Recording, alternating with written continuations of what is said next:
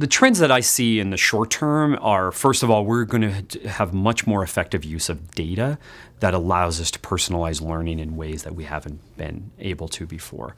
I feel like the whole idea of the lecture in college is going away. This idea where you pull 30 students in a room or 50 students or 100 students in a room and you teach the same way to all of them is going away because of technology that allows now individual instructors to see the pace of learning by their students. So many of their students now are watching those lectures online.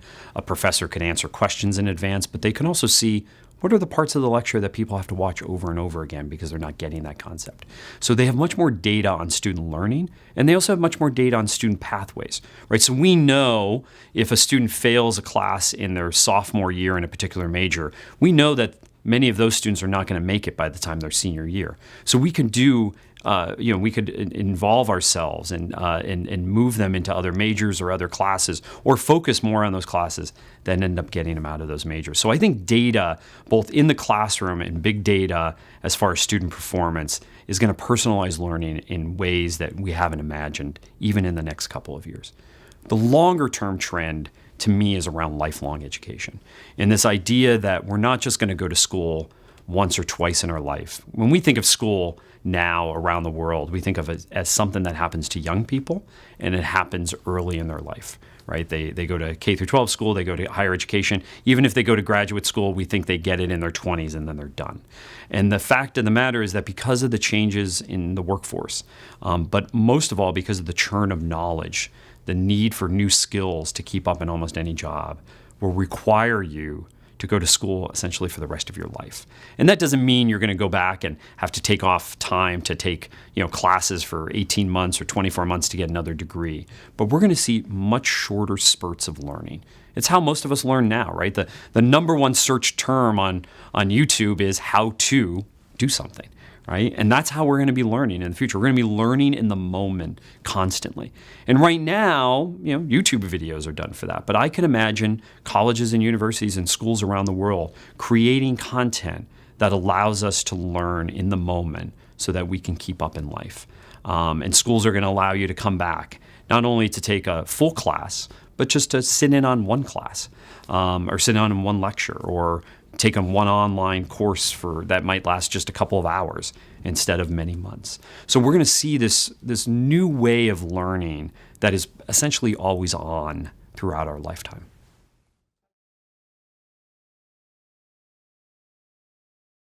I mean, technology is both a blessing and a curse in higher education, right? The promise of technology, to be honest with you, over the last 30 years, I've heard technology is going to save higher education. It's particularly going to save money.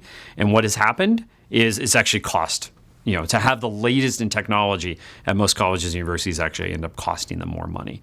Where I, though, now see, especially around two pieces of technology that I think actually can change the game in higher education. One is this idea of artificial intelligence. And if we could have artificial intelligence and technology replace people doing jobs right now in higher education, whether that's people grading or advisors, so now we can potentially have virtual advisors or virtual graders, that can save money. On the other end, data. So we have all this data on student performance. We know when a student has entered school, what they've done, where they've done it, what kind of grades they've had, and then we know their outcomes.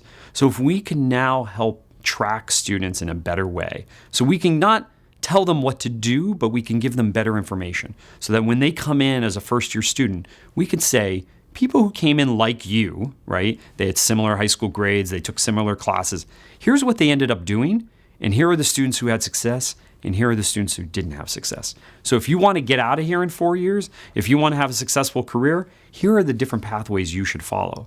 And if you don't want to do that, if you want to end up dropping out or graduating with a lot of debt or not having success in your career, well, here are the students who follow that pathway. So we're not telling students what to do, but we're giving them a lot more information that technology has enabled because of big data.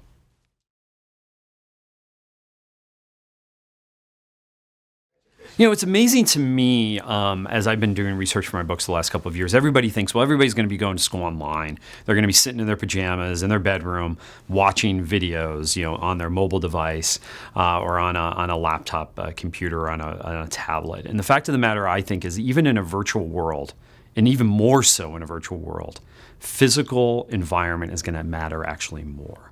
Wanting the ability to talk to people face to face, the ability to learn once in a while in person is going to be a huge desire of people. Well, let's think about co-working spaces now that are popping up around the world, right? Where people now may not work for an employer, right? But they don't want to work from their homes all the time, right? So what do? They go to these third spaces that have popped up. In many cases, they just go to coffee shops. But increasingly, they're going to all these other places that have popped up as co-working spaces because they demand kind of physical interaction, right? They want to talk to people. They want to do some teamwork exercises together. And so I can imagine that even in cases where online education becomes increasingly important, I teach at Georgia Tech, and they have an online master's degree in computer science for $7,000, and they have thousands of people around the world enrolled in it. Well, when a Georgia Tech professor or their alumni get together anywhere around the world, people enrolled in those courses show up because they want to be part of a community, right? They want to be part of that community. So in that case, a built environment actually becomes more important. It may not look like a traditional classroom. In fact, I don't think it will. I don't think it will be rows of desks and lines of chairs. And I think the whole idea of the big lecture halls on college campuses are going to disappear. They are going to disappear. But what I think we're going to see in their place are these physical spaces where people come together, even if they're not learning together all the time, but that they come together to work on problems together, to do some teamwork exercises, or just to socialize in a way that they're not able to do online.